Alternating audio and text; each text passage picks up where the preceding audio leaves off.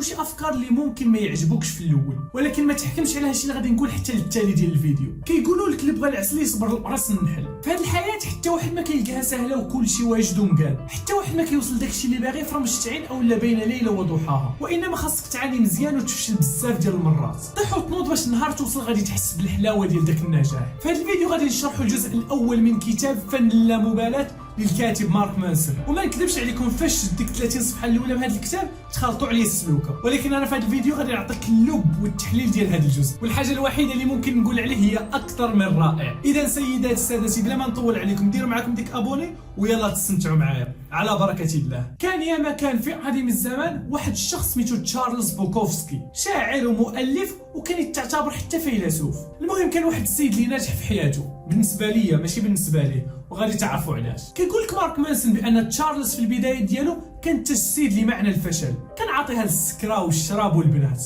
وكان هو اخر انسان على سطح الكره الارضيه اللي ممكن تطلب به شي نصيحه. حاول تشارلز جاهلا انه يولي كاتب، ولكن لمده سنوات كانت كلشي الكتابات ديالو كترفض رفضا تاما، وعمره ما صيفط شي مؤلف ديالو لشي جهه الا وقالوا له سير بدل ساعه بخرى خويا انت ماشي ديال هادشي. كانت الكتابات ديالو ركيكه بزاف وما فيهاش كاع اللمسه السحريه ديال الكتاب. وكيقول لك مارك مانسون كل ما حاول تشارلز ينجح كانت المحاوله ديالو تبوء بالفشل، وفاش كيفشل كيزيد ينغمس ويطيح في ديك الحفره ديال الرذيله والشراب. 30 عام من حياته فاتت هكا، وفاش تشارلز داز الخمسينات صافي احترف وقال مع راسو انا فاشل وما غاديش نطفرو، فبدا كيمارس الهوايه ديالو ديال الكتابه وفي نفس الوقت كان عاطيها للشراب وما الى ذلك. حتى واحد المره يا سيادنا فين جا واحد العرض من واحد دار النشر اللي شافوا فيه شي حاجه مميزه. هذا العرض ما كانش شي حاجه كبيره وتشارلز ما كانش غادي ياخذ فيه بزاف ديال الفلوس، الا انه قال واه العرض بكل فرح نظرا انه كان عايش واحد الحياه مليئه بالعذاب. قال مع راسو ما طالعاش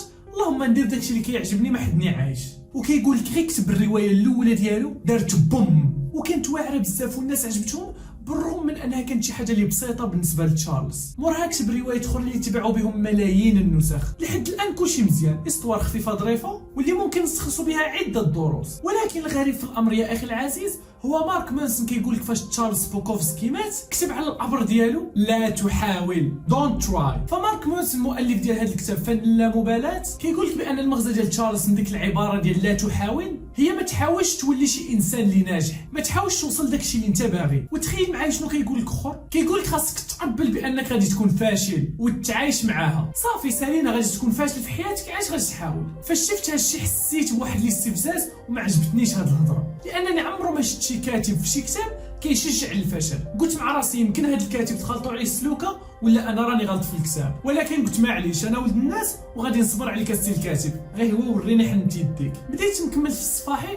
حتى وصلت لواحد لابارتي سماها الحلقه الجحيميه، وبدا كيهضر مارك مانسون على واحد الحاله غريبه وعجيبه بعض الشيء اللي انا شخصيا دزت بها ومتاكد حتى انت غادي تكون عشتها شي مره. كيقول لك نفترضوا انه عندك مشكل ديال انك كتعصب في الساعه كتشعل، غير كتشوف شي حاجه ماشي هي هذيك، شي حاجه ماشي مريقله كتبدا تضرب الحيوط، ومن بديت كتفكر وكتحلل علاش كتعصب في الساعه داك الشيء خلاك تعصب. يعني دابا وليت كتعصب على راسك لانك كتعصب في الساعه. ورسميا مرحبا بك في الدوامه الجحيميه يا اخي العزيز، فين كتبدا تفكر في الافكار ديالك. كان مثلا عندك الخوف ديال انك تركب في الطياره، غتريح مع راسك وغتقول هاد الخوف ديالي بالطياره ممكن يكون عنده اثار سلبي على الصحه ديالي، وهنا غادي تبدا تخاف بالخوف ديالك من الطياره. دابا شنو هي لا غولاسيون ما بين هاد الشيء والحكايه ديال تشارلز بوكوفسكي اللي عاودتها لكم في الاول؟ خلينا نكتشفوا جميعا. فكيقول لك مارك مانسون كالم داون اميغو، ارتاح يا اخي العزيز لان هنا كاين الحلاوه في كونك انسان، لان نحن البشر هما الكائن الوحيد على سطح الكره الارضيه اللي عندنا هاد الميزه ديال اننا كنفكروا في الافكار ديالنا. وإلا دزت من هاد الدوامه الجحيميه ولا راك دوز بها عارف راسك بانك انسان عادي تماما. فكيقول لك الكاتب بان الحاجه اللي خلات احساسنا بالخوف احساسنا بالندم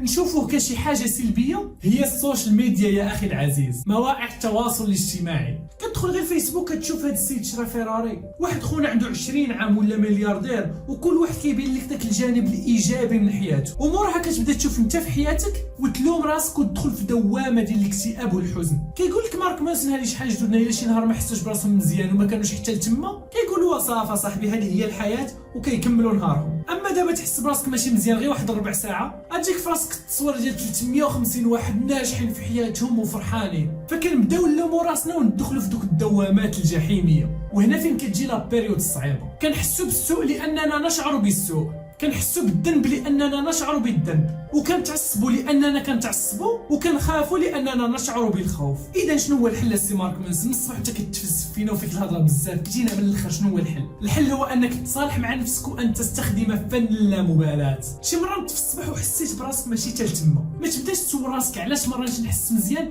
باش تفادى ديك الدوامه الجحيميه. خاصك تصالح مع نفسك وتاكسبتي بان الحياه فيها الطلعه والهبطه، الحلوه والمره والزينه والشينه. ماشي ديما غتحس براسك مزيان وماشي ديما غتكون فرحان وناشط، وخاصك تاكسبتي بان الحياه فيها عثرات وصعوبات، فيها الاحساس بالحزن، الاحساس بالندم، والاحساس بالخوف. والمحيط ديالنا والسوشيال ميديا ولاو كيبينوا بان الحياه مثاليه بيرفكت، ولا حسيت بشي احساس سلبي راك ماشي نورمال. وهذه واحد الهضره اللي غلطه 100% يا اخي العزيز. فكيقول لك مارك مانسون بانه خاصك تعيش هاد الاحاسيس الا كنت باغي توصل لداكشي اللي كطمح ليه، والا حاولت تهرب بهم فالعكس ديال داكشي اللي باغي هو اللي غادي يصرى. والا كنت باغي شي حاجه الايجابيه في حياتك فخاصك تدوز بما هو سلبي اولا. الالم اللي كدوز به فاش كتريني كيخليك تحافظ على صحتك، الفشل اللي كتواجهه في البيزنس هو اللي كيخليك تعرف شنو خاصك دير باش تنجح، الالم باش انك تكون صريح هو اللي كيولد الاحترام والثقه في لي غولاسيون ديالك. واي محاوله ديال التهرب من هذه السلبيه غادي تولد العكس ديال النتائج اللي انت باغي. فمارك مانسون ضد الايجابيه المفرطه، خاصك ديما تكون ايجابي، ديما تحس براسك مزيان، ديما فرحان ناشط زاهي كلشي الامور مقاده. لانه ملي كتامنوا بان ديما الامور خاصها تكون مقاده ومضبوطه فراه دون وعي كنبداو نلوموا في راسنا. ممكن ما كتحسش بهذا الشيء ولكن راه كاين. مارك مانسون هضر على الناس اللي كتعيش التطرف نحو الايجابيه والمثاليه. مارك مانسون هضر على الناس اللي كيتهربوا من السلبيه، كيتهربوا من دوك الاحاسيس ديال الخوف والذنب والتوتر. وفعلا كاين ناس بحال هادو في المجتمع، ومارك مانسون هضر وركز على هذه الفئه. فكيقول لك الا كنت باغي تنجح في واحد المجال وفشلت، اعترف بداك الفشل، ما تحاولش تهرب به، لا اعترف وعيش داك الفشل.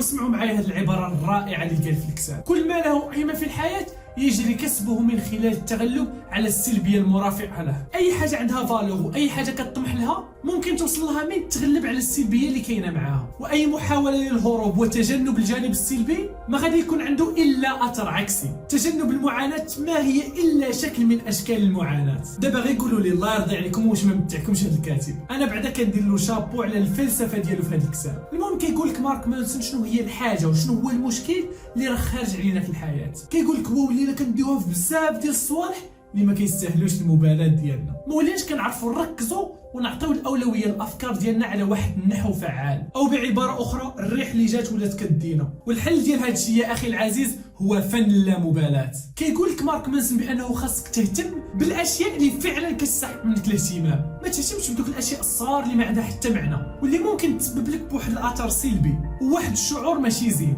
وتدخلك في الدوامه الجحيميه. ركز على ما هو مهم ولا تهتم بالاشياء اللي لا فائده منها. وصلنا للنهايه ديال هذا الفيديو، نتمنى انكم تكونوا استمتعتوا واستفدتوا به، وما تنساوش تبارطاجيوه مع الناس اللي كتعرفوا باش هذا المحتوى ينتشر اكثر. كان معكم محمد سنان وشكرا على المشاهده.